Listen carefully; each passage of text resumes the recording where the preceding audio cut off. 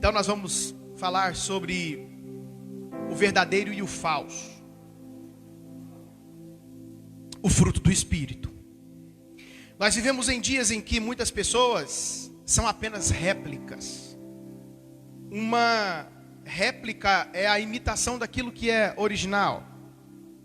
Uma falta de identidade própria faz com que as pessoas sejam apenas cópias das outras. Como eu não sei quem eu sou, então eu procuro referências. Não que seja errado você se inspirar em pessoas de que de fato estão escrevendo uma história e construindo um legado. Eu tenho pessoas que me inspiram e me admiram. Mas eu não sou essas pessoas. Eu sou aquilo que Deus me chamou para ser nele. Então, quando eu disse ali no vídeo, eles me perguntaram qual que é o seu estilo. Eu falei, meu estilo é jovem. Eu acho que é, né? Eu tenho 30 anos. É isso que eu sou. E não é algo que me incomoda. Eu me lembro quando eu cheguei para pastorear a igreja em 2014. Me apresentaram alguns pastores e todos eles disseram, mas você é pastor? Você é muito novo? Eu falei, sou. E sou. Para de brigar contra a realidade. Aceita quem você é diante de Deus. Você não precisa mostrar ser alguém que você não é para as pessoas, porque quem interessa com você de verdade e quem você precisa se preocupar é Deus. Eu falei, sou novo. Muitos, inclusive, bem mais velhos e com muita experiência, 55, 58 anos. Você é muito novo. Confesso que deu vontade de falar. Pois é, todas as vezes que Deus se cansou de alguém, Ele levantou os jovens. Mas não, eu fiquei calado. Pergunta por quê? Porque é os frutos que falam por você.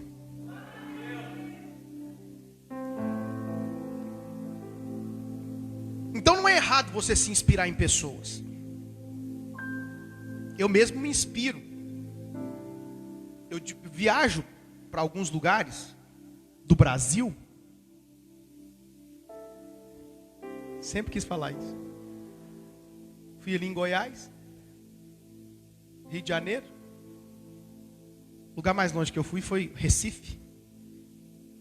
E eu gosto de ir, eu vou nos congressos e atualizações das igrejas batistas, assembleias, presbiterianas, comunidades. E nós agregamos aquilo que Deus nos chamou para ser, na nossa missão e propósito de vida. Eu não copio algo e colo, eu trago aquilo que vai favorecer e nos levar e trazer engajamento ao crescimento que nós já estamos.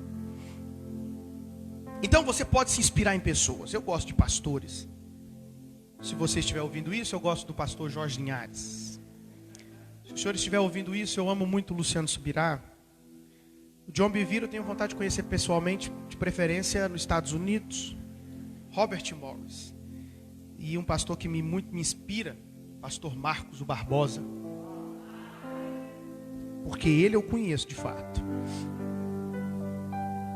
Então, você pode, mas eu penso que você precisa descobrir sua identidade em Deus. E a partir daí pegar os exemplos dessas pessoas e colocar no seu propósito de vida.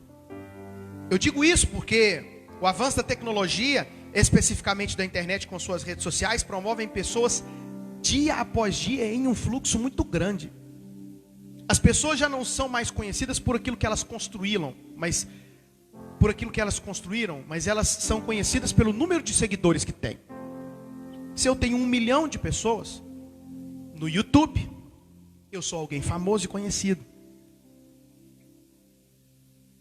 Então, isso só é preocupante porque você só conhece o que essa pessoa está fazendo, você não conhece quem ela é.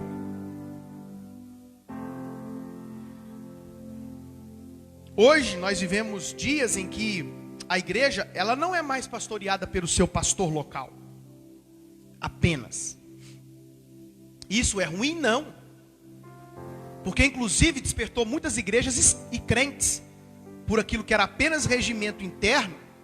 E nós descobrimos que eram apenas regras e que não era totalmente coisas com princípios bíblicos. Isso foi bom. Eu não tenho problema nenhum, pelo contrário, eu incentivo pessoas. Eu mando mensagens: olha, escuta essa ministração do pastor fulano de tal. Olha a ministração dessa pastora. Não tem problema, mas você precisa tomar cuidado. Quem que você anda vendo e ouvindo? Eu digo isso porque eu levo muito a sério a questão de seguir alguém e curtir as coisas que essa pessoa posta.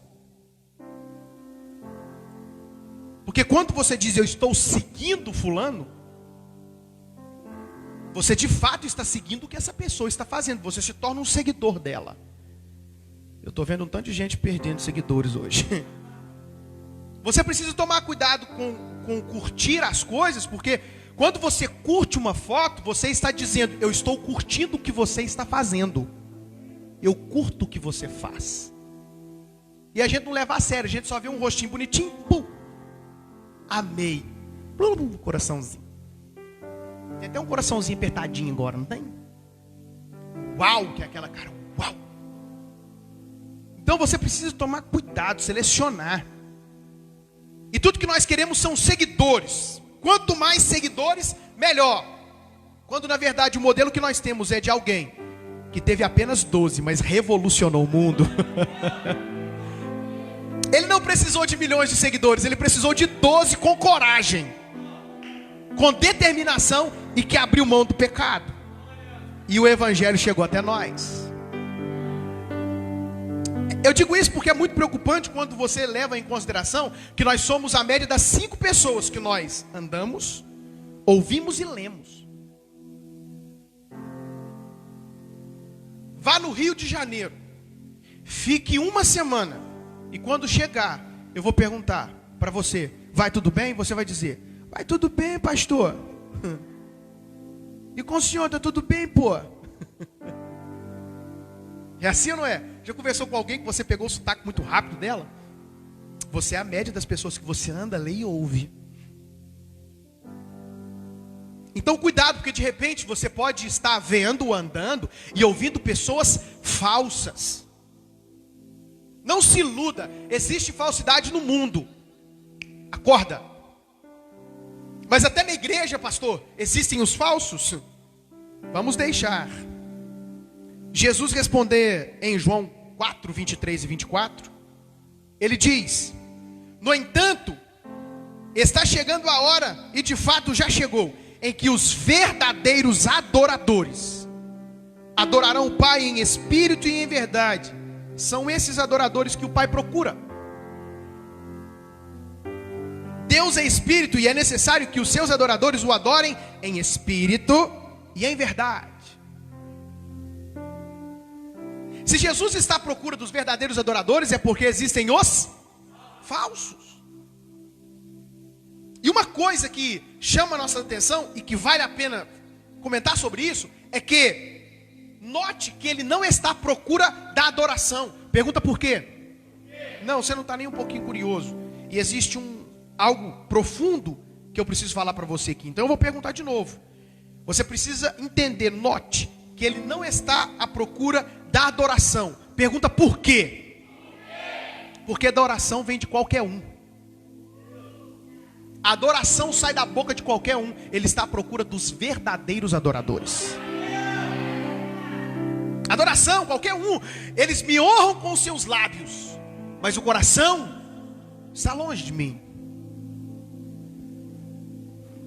Então existem os falsos, pastor? Existem. Mas como descobrir quem é os verdadeiros e quais são os falsos em meio a tantos dons? Isso parece ficar mais difícil ainda quando se leva em consideração aquilo que Jesus diz em Mateus 7, 22 e 23. Muitos me dirão naquele dia: Senhor, Senhor, não profetizamos em teu nome? Em teu nome nós não expulsamos demônios e não realizamos muitos milagres? Então Jesus disse claramente: nunca os conheci.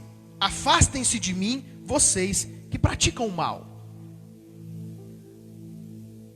E parece difícil porque Jesus mencionou coisas que Paulo denomina como dons do Espírito. 1 Coríntios 12, 8 em diante, ele diz: pelo Espírito a um é dada a palavra da sabedoria, a outro a palavra de conhecimento, pelo mesmo Espírito. E a outro fé, pelo mesmo Espírito, a outro dons de cura, pelo único Espírito. Há outro poder para operar milagres, e há outro profecia, há outro discernimento de espíritos, e há outro variedade de línguas, e ainda há outro interpretação de línguas. Todas essas coisas, porém, são realizadas pelo mesmo e único Espírito, e ele as distribui individualmente a cada um, como quer.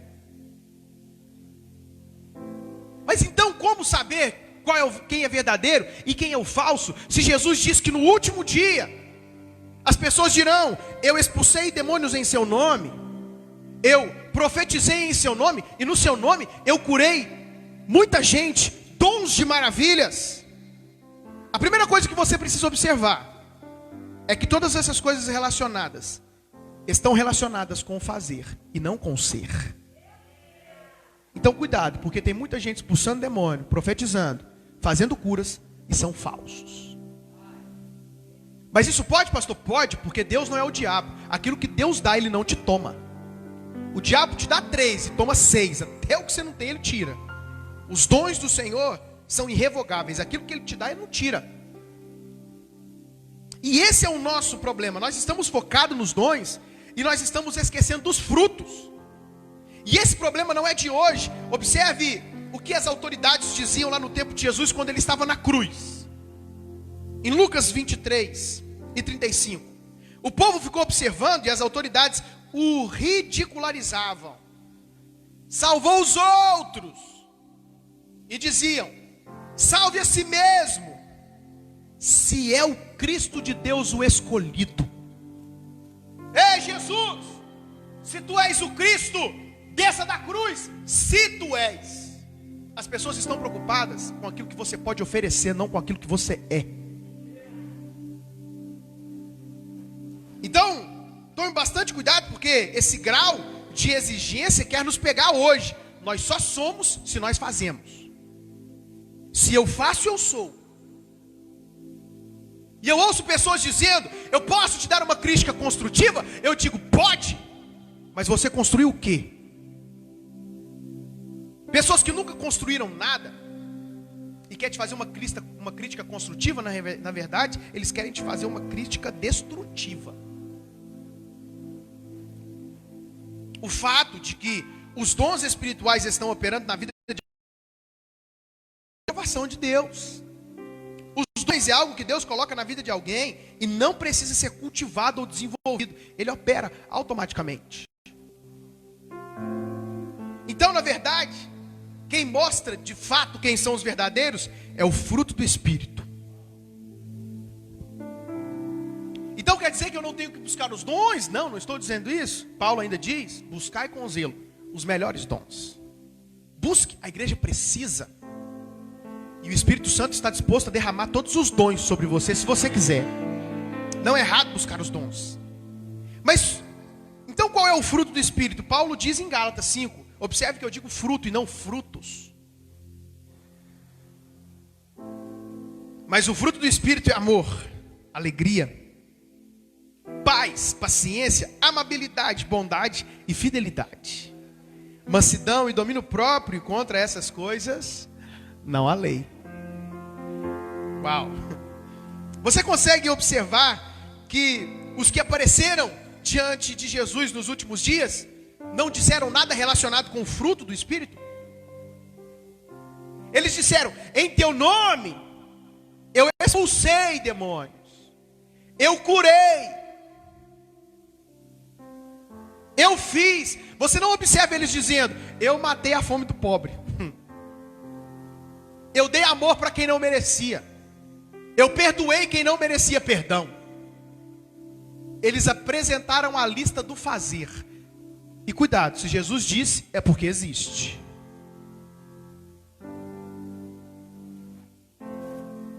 Eu me lembro de uma vez que uma pessoa me entregou uma profecia na igreja, lá em Arcos.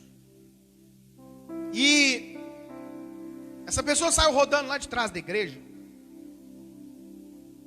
Deixa o menino rodar.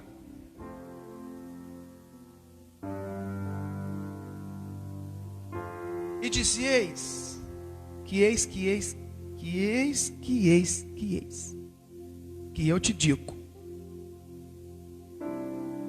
E naquele momento eu rejeitei aquela profecia.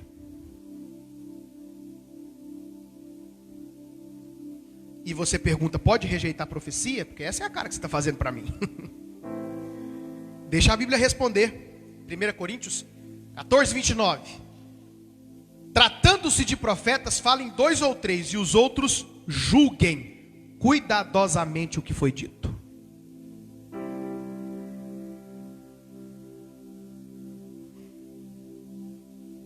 Então por que eu rejeitei aquela profecia? Porque aquela pessoa tinha o dom, mas não tinha o fruto. Eu a conhecia. Então cuidado com as profecias que você ouve. Mas Deus prometeu, pastor, passaram 5, 10, 15, 20 anos e não se cumpriu. Você de fato tem certeza que foi Deus que prometeu para você? Porque se foi Ele vela pela sua palavra.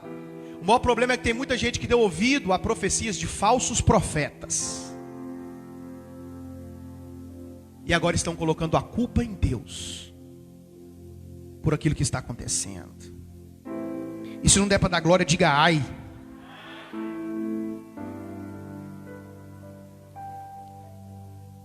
Tem um personagem bíblico que me chama a atenção.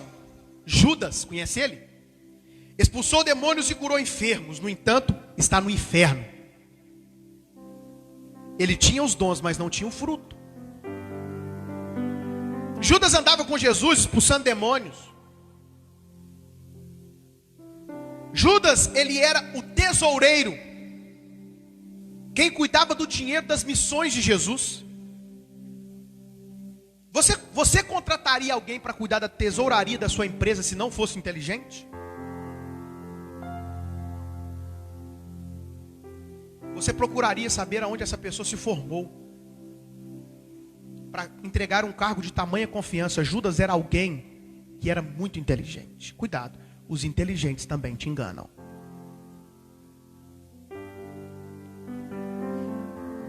Já ouviu falar em Balaão? Balaão tinha o dom da profecia. As profecias dele estão na Bíblia. As palavras que ele dizia era a palavra de Deus, porém, ele era desobediente. Tinha os dons, mas não tinha o fruto. Uma outra pessoa que me chama a atenção na Bíblia, Saul, me deixava encucado. Depois do seu coração já corrompido por inveja, vivendo dia após dia com o coração amargurado, dias e noites correndo atrás de Davi a fim de matá-lo. Mais uma vez ele foi atrás de Davi. Então 1 Samuel 19, 23 e 24 diz: então Saul foi para lá. Entretanto, o Espírito de Deus apoderou-se dele, e ele foi pelo caminho em transe profético até chegar a Naiote. E despindo-se de suas roupas, também profetizou em transe na presença de Samuel. Ele ficou deitado no todo aquele dia e toda a noite. Por isso o povo diz: está Saul também entre os profetas? Uau! Então Saul também profetiza? Mesmo procurando alguém para matar covardemente, alguém que inclusive expulsava os demônios dele tocando maravilhosamente bem enquanto ele estava possuído. Agora você quer matá-lo, Saul? E você ainda tem as profecias? Saul tinha os dons, mas não tinha o fruto. Com isso, terminou mal por deixar ser dominado pela inveja. É por isso que um dos nossos valores aqui na nossa igreja é a transparência. Quer saber se as organizações, casas, lugares e amizades que você tem, que você frequenta, são verdadeiras? Observe se um dos seus valores é a transparência. Não adianta ser habilidoso no trabalho. Não adianta ser habilidoso. Não adianta ser habilidoso no meio da sociedade. Nos seus ciclos de amizade, você ser alguém que impressiona com tanta inteligência e tanta capacidade, sendo que dentro de casa a sua família não te suporta. Não adianta perto dos amigos você mostrar que ama o seu marido de uma forma que outras pessoas olham e até invejam, mas dentro de casa você ser a mulher goteira que diz em Provérbios: Mulher goteira, já dormiu com uma goteira? Eu não dormi com goteira. Eu morava numa casa que entrava enxurrada nela. Você confundia os rachados com as portas laterais. Não ria. Ou sorria.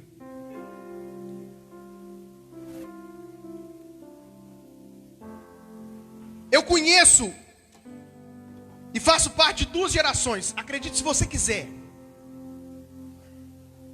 em que durante muito tempo na igreja, a igreja foi dirigida por regras e regimentos internos. E os homens, os obreiros do Senhor, eles brilhavam no púlpito com seus ternos e suas gravatas e pregavam maravilhosamente bem, mas quando saía da igreja, eles tinham uma amante.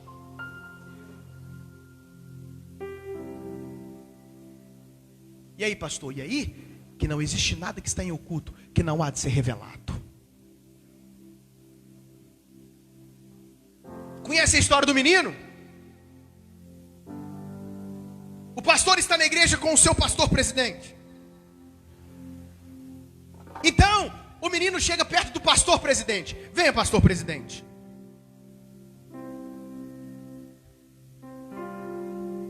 E o menino chega. Faz isso. E faz isso para o pastor presidente de novo. E faz isso de novo.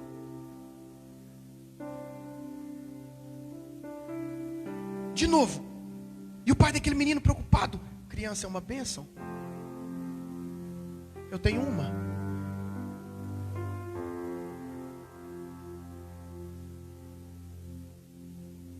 E o pastor presidente pergunta: filho, o que você tanto olha? Ele diz: eu estou procurando a outra cara, porque o papai falou que o senhor tem 2. Lá em casa ele diz que o senhor tem 2 caras. Eu estou procurando, cadê a outra cara, pastor?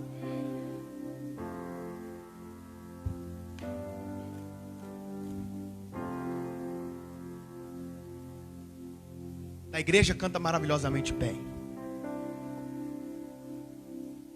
Eu tive uma pessoa aqui na igreja que eu queria dar uma oportunidade para ela. O que eu fiz? Perguntei para a esposa dele. Eu falei: eu quero dar uma oportunidade para o seu marido na igreja. Só que a oportunidade dele depende de você. Como é que ele é lá na sua casa? Porque aqui, para você que entra a primeira vez e fala: olha que pastor bacana, que pastor bonito.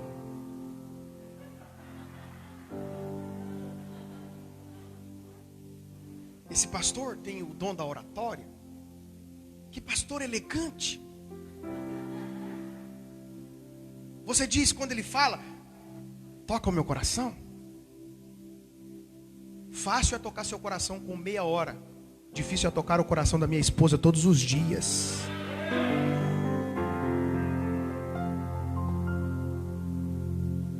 Quem você é quando ninguém está vendo? Peça os dons. Ele vai derramar sobre você todos os dons. Mas nunca deixe o dom ser mais importante que o fruto. Porque é o fruto que vai te conduzir para o sucesso. Nós estamos construindo uma história e deixaremos um legado. As pessoas não dirão: olha o que eles fizeram. Não. As pessoas dirão: olha o que eles eram. Os anos irão se passar, e se Jesus não voltar, eles vão dizer: essa igreja ainda está de pé porque tinha um grupo de pessoas aqui que amavam as pessoas, que serviam as pessoas e que davam a vida por elas.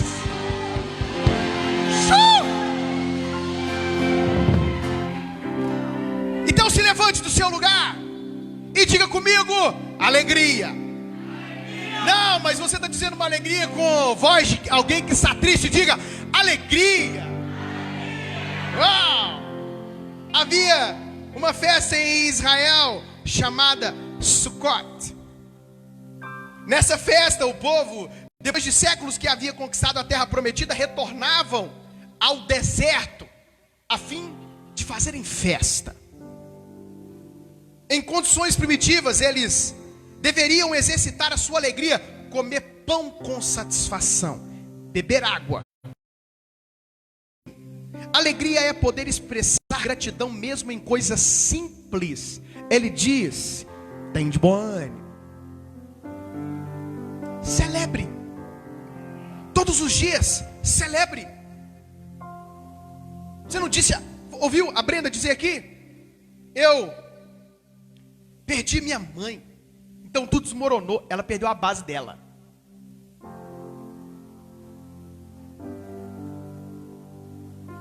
Presencialmente ela perdeu alguém que estava sempre do lado dela. Ela disse: então meu sonho desmoronou, não será mais possível. Foi quando ela disse: não, eu vou lutar por esse sonho, porque era o sonho da minha mãe, inclusive. Mas nós não temos dinheiro. E que filho que precisa de dinheiro quando o pai é dono do ouro e da prata?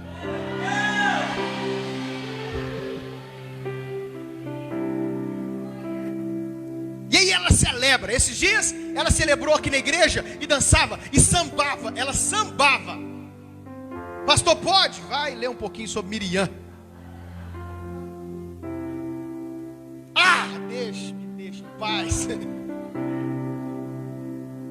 Depois de atravessar o mar, ela pegou seu pandeiro e dançava. Uma vez eu estava em uma festa muito grande e eles levaram os africanos, os nossos irmãos africanos. E o pastor dizia: olha como eles adoram ao Senhor. E os africanos dançavam maravilhosamente bem. E eu fiquei encantado com aquilo. E eles disseram: levante-se, se alegre com os africanos. E eu levantei e comecei a sambar. E lá de cima do púlpito, no meio de muita gente, eu era o único que destacava. Sempre fui muito bobo assim mesmo. E o pastor disse: olha, cuidado, não misture o santo com o profano. Eles estão dançando porque é a cultura do país deles. Eu falei: e o Brasil é o quê? Mas eu respeito, irmãos, então eu parei. Porque não tinha opção. Ou eu parava ou me expulsavam. Então, ela disse. E ela sambava porque ela ganhou uma geladeira. De 2 portas. Eu casei tem 1 ano, minha geladeira tem uma porta só até hoje. 9 anos que eu me casei. Uma porta tem minha geladeira. Eu preciso de atualizar. Eu conheço geladeiras que tem 3 portas. Irmãos. Outro dia eles estavam celebrando porque eles ganharam um fogão. Você percebe que é coisa simples porque você tem fogão na sua casa. Eles não têm. Então as pessoas, você olha e fala: nossa, está dançando por causa de um fogão. É isso que as pessoas dizem quando você está alegre. Então deixa falar o que quiser, celebre. Celebre. Alguém me procurou e disse: pastor, essa pessoa estava com medo. E disse: pastor, Deus me disse em sonho, dá o vestido de noivo para ela porque ela não tem mãe.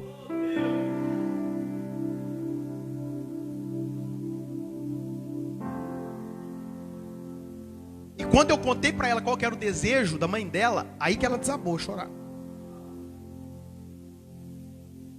E ela ganhou o vestido de noiva do casamento.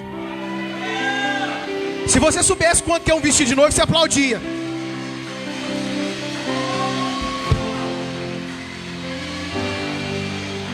É isso que Deus faz. Nós fomos para Arcos. Ela quer dar uma recepção no casamento dela. Se eu fosse você, eu não perdi. Então tem que ter alguns petiscos. Vai ter festa, a gente está pensando, é muito caro, né? Não, eu vou te dar parte disso aí. Falaram para ela lá. Casamento. Teve alguém que falou: doce? Não, eu te dou o doce. Deus que cuida da gente em cada detalhe. Quando eu saí de Arcos, eu sofri porque eu estava cortando meu umbigo umbilical e eu vim para a Lagoa da Prata deixando a minha família. Deus me deu uma família dessa aqui maravilhosa. Detalhes. Diga: amor. Eu te amo. As pessoas usam essa frase por motivos tão desonestos e egoístas. Dizemos eu te amo esperando receber algo em troca. Existem tantos vampiros emocionais que cobram amor como em uma fatura ou um boleto de cobrança. Na igreja nós dizemos: eu te amo no amor de Jesus. O amor de Jesus não tem segundas intenções. Quando dizemos eu te amo, nós estamos dizendo: eu escolhi amar você. O amor é uma escolha. Foi isso que Jesus fez por nós. O amor, ele não é só um sentimento como muitas pessoas pensam. O amor é uma escolha. Amor é comportamento. Você morreria por pessoas que ainda falariam mal de você? Você morreria por pessoas que te rejeitariam? Não, foi isso que ele fez. Ele se comportou por nós. Diga paz. Diga paz. E o Deus de paz, em breve, esmagará Satanás debaixo de nossos pés. Isso significa que às vezes para se ter paz é necessário fazer guerra. Procure a sua paz. Você só conseguirá ser forte se ter paz para descansar. Deixo-lhes a paz, a minha paz lhes dou, não a dou como o mundo dá. Você pode estar no meio de uma tempestade sem que a tempestade esteja em você. E o que é paz, pastor? Paz não é ausência de conflitos, é autoridade sobre o caos. Glória a Deus. Então eu gosto daquilo que o salmista diz em Salmos 46. Ele diz: Deus é o nosso refúgio, fortaleza, socorro, bem presente na angústia. Pelo que não temeremos, ainda que a terra se mude e ainda que os montes se abalem. Para o meio dos mares, ainda que as águas rujam e espumem, ainda que os montes se abalem pela sua braveza, há um rio cujas correntes alegram a cidade de Deus. O lugar santo das moradas do Altíssimo. Deus está no meio dela? Não. Será abalada, Deus a ajudará desde o raiar da alva. Bramam as nações, reinos abalam. Ele levanta a sua voz e a terra se derrete. Que Deus é esse? O Senhor dos exércitos está conosco. O Deus de Jacó é o nosso refúgio. Vinde contemplai as obras do Senhor, as desolações que tem feito na terra. Ele faz cessar a guerra até os confins da terra.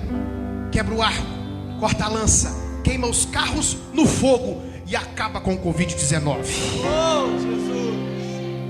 Mas aquietai-vos, vocês estão tão desesperados.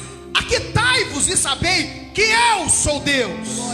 Sou exaltado entre as nações e exaltado em toda a terra. O Senhor dos exércitos está conosco. O Deus de Jacó é o nosso refúgio. Ele tem paz para o seu coração. Jesus tem paz para o seu coração.